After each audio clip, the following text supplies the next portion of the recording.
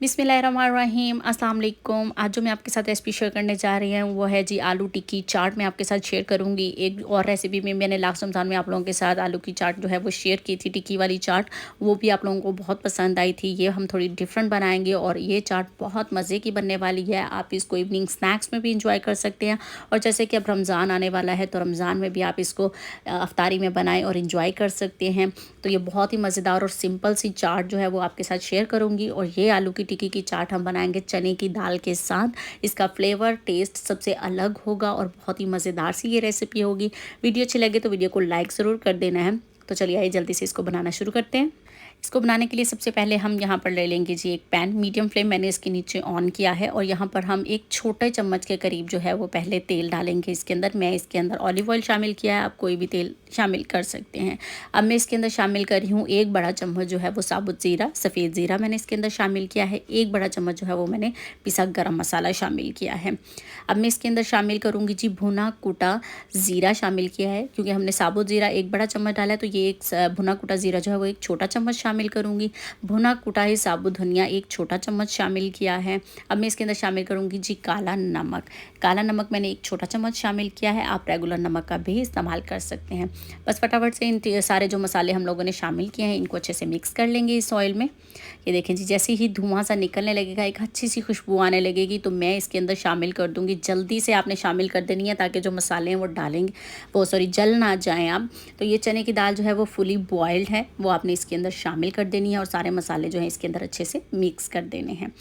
तो आपने जो दाल को मैश करना है वो हल्का हल्का सा मैश करना है, ज़्यादा मैश नहीं करना। दाल हमारे पास यहाँ पर फुल बॉयल है लेकिन हम उसको फुल मैश नहीं करेंगे, यानी कि इसके दानेदार ही इस दाल को रखेंगे, क्योंकि हमने इसको क्रंची ही रखना है। इसमें हमने जो इसको बॉयल कर लिया अच्छे से और फिर इसके अंदर थोड़ा सा फ्राई करेंगे तो थोड़ा सा क्रंची सी ये दाल हो जाएगी। बिल्कुल मैश नहीं करना है, बस हल्का हल्का सा इसको मसाले के अंदर अच्छे से मिक्स कर लेना है। 2 ही मिनट लगे। दाल हमारी जो है वो अच्छे से मिक्स हो चुकी है। इसके ऊपर आपने एक छोटा चम्मच जो है वो तेल का अगेन डाल देना है और इसको अच्छे से मिक्स कर देना है। बस ये देख रहे हैं आप, मैं आपको यहाँ पर दाल दिखा रही हूँ। अब आपने देखना है कि यहाँ पर दाल जो है ना वो बिल्कुल खड़ी हुई रखी हुई है, बिल्कुल हल्की हल्की सी मैंने इसको मैश किया है। तो बस ये दाल हमारी यहाँ पर डन हो गई है। फ्लेम जो है वो मैंने यहाँ पर ऑफ़ कर दिया है। इसको अब हम ठंडा होने देंगे और एक बाउल में निकाल कर इसको रख देंगे, जब तक हम अपना जो है वो दूसरा स्टेप कर लेंगे। तो यहाँ पर लिए हैं जी मैंने उबले हुए आलू। हल्का सा नमक डालकर मैंने आलूओं को अच्छी तरह से बॉयल कर लिया है। कुछ मसाले अब हम इसके अंदर डालेंगे। अब मैं इसके अंदर डाल रही हूँ एक छोटा चम्मच काली मिर्च का, एक बड़ा चम्मच जो है वो मैं इसके अंदर कुटी लाल मिर्च का शामिल कर रही हूँ। आपने वहाँ देखें जो हमने जो साबुत गरम मसाले हैं वो उसके अंदर शामिल किए हैं। यहाँ पर जो है वो मैं स्पाइसेस शामिल कर रही हूँ। कश्मीरी लाल मिर्च यहाँ पर मैं कलर के लिए शामिल कर रही हूँ एक बड़ा चम्मच। नमक इसके अंदर शामिल किया है मैंने एक छोटा चम्मच। मसालों की क्वांटिटी जो है वो अपनी मर्ज़ी के मुताबिक कम या ज़्यादा कर सकते हैं। अब मैंने इसको क्रिस्पी बनाने के लिए इसके अंदर शामिल किया है जी चावल का आटा, एक बड़ा चम्मच शामिल किया है। अगर आपके पास चावल का आटा ना हो तो आप मैदे का इस्तेमाल कर सकते हैं। अब मैं इसके अंदर शामिल करी हूँ जी कॉर्नफ्लोर। कॉर्नफ्लोर एक बड़ा चम्मच शामिल किया है जो इसमें बाइंडिंग के काम आएगा। एक बड़ा चम्मच ही मैंने इसके अंदर शामिल किया है, ज़्यादा शामिल नहीं करेंगे। तो बस अब ये सारे मसाले जो हैं वो मैंने इसके अंदर डाल लिए हैं। बस यही इसके अंदर जाएंगे, कोई हरी मिर्च कोई हरा धनिया नहीं डालेंगे हम इसके अंदर। जो आम मसालों से जो हमारे किचन में ही मौजूद है उन्हीं से हम ये टिक्की जो है वो बना लेंगे। अब मैं इसको अच्छी तरह से मैश कर लेती हूँ।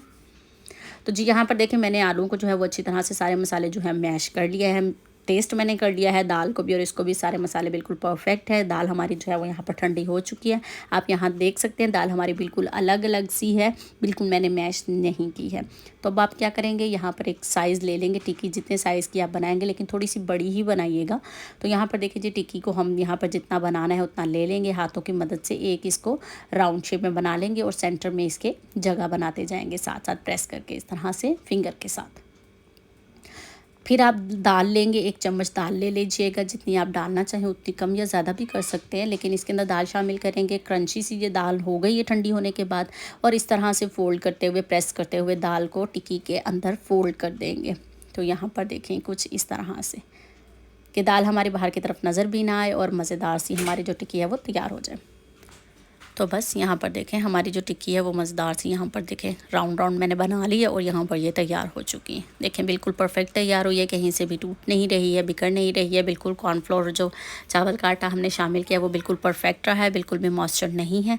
तो बस इसी तरह से एक और मैं आप लोगों के सामने यहाँ पर जो है वो तैयार कर लेती हूँ। बस इसी तरह से आप जो है वो यहाँ पर मसाला ले लेंगे, जितनी टिक्की बनानी है आप उतना ले लेंगे। इसके अंदर हम इसी तरह से जो है वो दाल को रख देंगे। बहुत ही मज़ेदार सी ये चाट बनेगी, एक क्रंची भी होगी, सॉफ्ट भी होगी, बहुत मज़ेदार ये चाट बनने वाली है। आप लोगों ने इस रेसिपी को ज़रूर से ट्राई करना है और फीडबैक में ऐसा ज़रूर शेयर करना है आपने। रमज़ान में बहुत मज़ा आने वाला है इस चाट को बनाने का और खाने का। तो यहाँ देखिए टिक्कियाँ जो हैं वो मैंने सारी बना ली हुई हैं। तो यहाँ मैंने अब पैन ले लिया है। अगेन 2 से 3 चम्मच के करीब हम इसके अंदर ऑयल डाल लेंगे अच्छे से। फ्लेम मैंने ऑन कर दिया है, मीडियम फ्लेम पर ही हम फ्राई करेंगे, लो फ्लेम पर हम फ्राई नहीं करेंगे। तो यहाँ देखिए मीडियम फ्लेम पर जो है ऑयल वो गर्म हो चुका है। जब ऑयल अच्छे से गर्म हो जाएगा तब आपने जो है वो इस तरह से प्रेस करते हुए जो टिक्कियों को है वो रख देंगे और हल्का सा प्रेस कर देंगे कुछ इस तरह से। देखिए बड़ी मज़ेदार सी हमारी जो है वो खुशबू आ रही है ना इन टिक्कियों में जाते साथ ही पैन में, क्योंकि जो हमने इसमें भुने हुए मसाले शामिल किए हैं, जैसे पिसा गरम मसाला, पिसा हुआ साबुत धनिया और पिसा हुआ ज़ीरा। 3 से 4 मिनट के बाद हम इसकी साइड को जो है वो चेंज करें। तो यहाँ पर देखिए ये क्रिस्पी हो चुकी है। एक साइड क्रिस्पी हो जाएगी तब आपने इसकी साइड को चेंज करना है, क्योंकि ये बहुत सॉफ्ट सी हैं और देखें कैसे घूम रही है ये पूरे पैन के अंदर, ताकि ये टूट ना जाए। बड़े एहतियात के साथ आपने इसकी साइड को जो है वो चेंज करना है कुछ इस तरह से। तो ये देख रहे हैं एक साइड से बिल्कुल ब्राउन भी हो चुकी हैं और क्रिस्पी भी हो चुकी हैं ये। तो ये कुछ इस तरह से हम इसकी साइड्स को जो है वो चेंज कर देंगे। इसी तरह 2 से 3 मिनट जो है वो हम दूसरी साइड से इसको क्रिस्पी हो लेने देंगे। थोड़ी सेटिंग करती है मैंने, बड़ा खूबसूरत सा कलर आया है इसको। तो यहाँ पर देखिए जी अल्हम्दुलिल्लाह दूसरी तरफ से भी ये तैयार हो गई हैं। तो अब मैं इनको निकाल लेती हूँ। तो ये देखें इनकी लुक बड़ी क्रिस्पी सी हो चुकी हैं। ये बाहर से कोई अंडा नहीं लगाया, कुछ नहीं लगाया, क्योंकि हमने इसके अंदर कॉर्नफ्लोर और मैदा शामिल किया है, उसी से ये क्रिस्पी हो चुकी हैं।